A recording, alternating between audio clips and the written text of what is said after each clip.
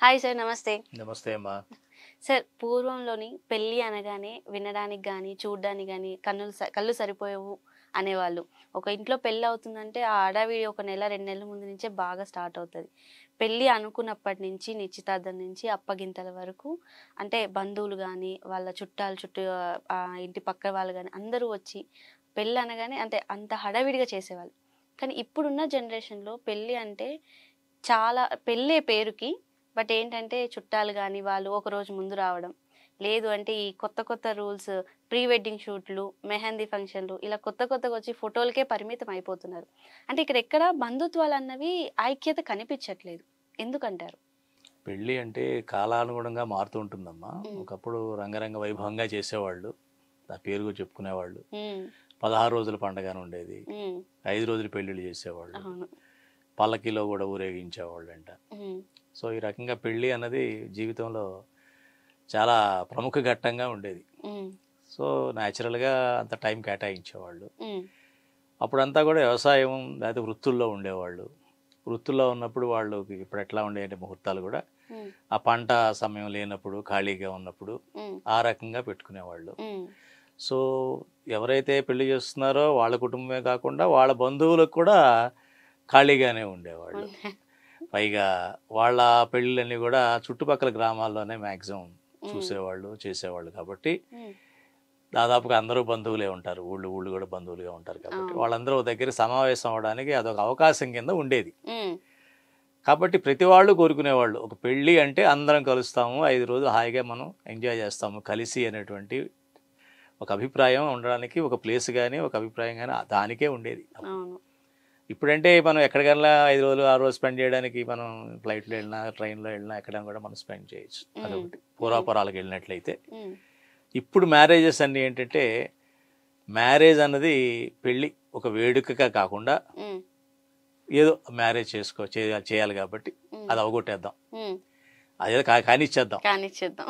అన్న కాన్సెప్ట్తో ఇప్పుడు ఉందన్నమాట. హ్మ్. సో దాన్ని ఇప్పుడు పోలిస్తే కనుక మనకు బాధగానే ఉంటుంది. బంధుత్వాలు అన్నవి ఏమిటంటే ఏదైనా కూడా రెస్పాన్సిబిలిటీ, హ్మ్. ఏదైనా సరే ఒక బాధ్యతగా దాన్ని పెంచుతూ పోతే కల్టివేట్ చేస్తూ ఉంటే అది ఉంటుంది కానీ హ్మ్. దానికి జస్ట్ బికాజ్ అది ఉంది కదా అని అనుకుంటే కాదు. కాదు. ఇప్పుడు తల్లి పిల్లలు ఉన్నా కూడా హ్మ్.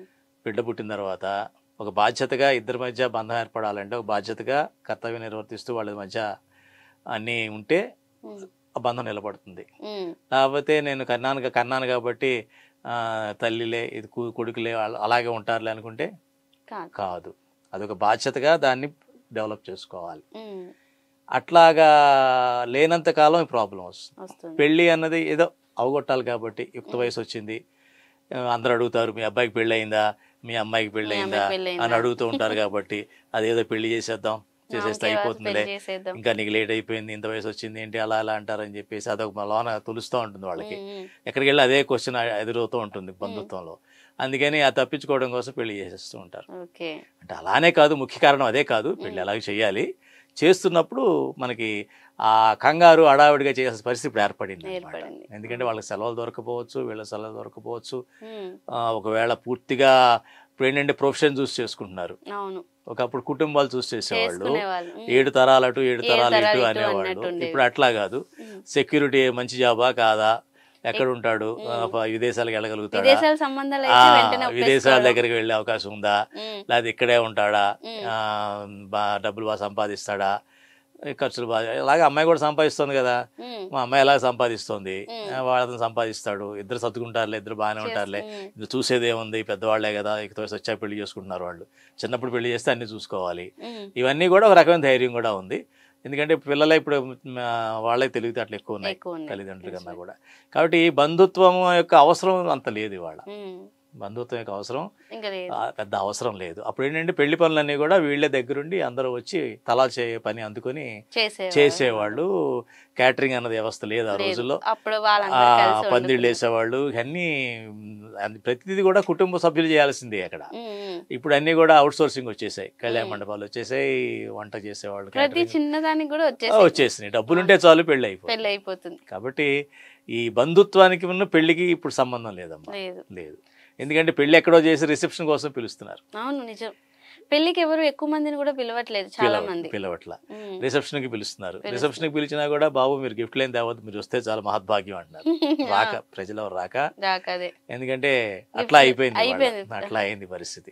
సార్ అంటే ఇప్పుడు పూర్వంలో అయితే ఈ ఫోటోలకు కానీ వాటికి ఎక్కువ ప్రాముఖ్యత ఇచ్చేవారు కాదు, అంటే నార్మల్ న్యాచురల్ గా వెళ్ళేది.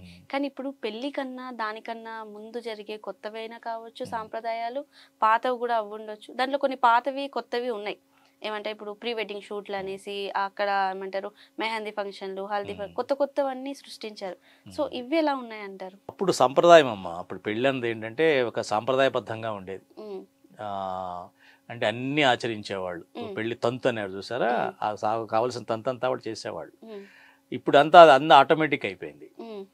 ఆటోమేటిక్ అయిపోయి హడావిడిగా చేసే పెళ్లి కాబట్టి దాని మెమరీస్ ఉండాలి కదా ఎప్పటికన్నా అని చెప్పేసి ఆ సరదా ఏదైతే ఇది ఉంటుందో, పెళ్లిలో ఉండేటువంటి సరదా ఉంటుందో దాన్ని వీళ్ళు షూట్స్ ద్వారా, ఒక వీడియోస్ ద్వారా, వాటి ద్వారా ఎంజాయ్మెంట్ అన్నది మారిందనమాట.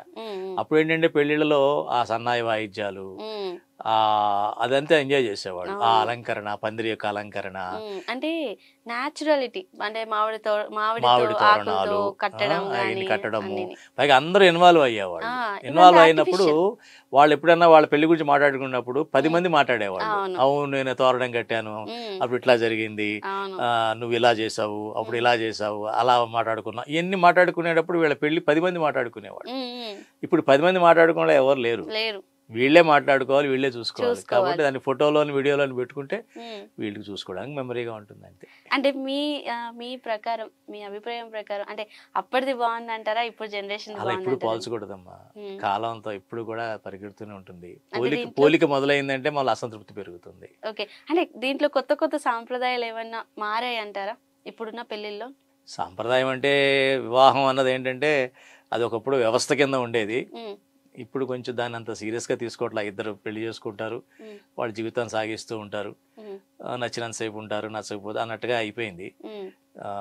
ఎందుకంటే 2 కుటుంబాలు ఇన్వాల్వ్ కావట్లేదు కాబట్టి ఇద్దరు ఇండివిజువల్గా చేసుకున్న డెసిషన్ కింద అయిపోయింది. Okay sir, nice. అసలు పెళ్లి గురించి చాలా చక్కగా డీటెయిల్గా చెప్పారు. Thank you so much sir. Thank you.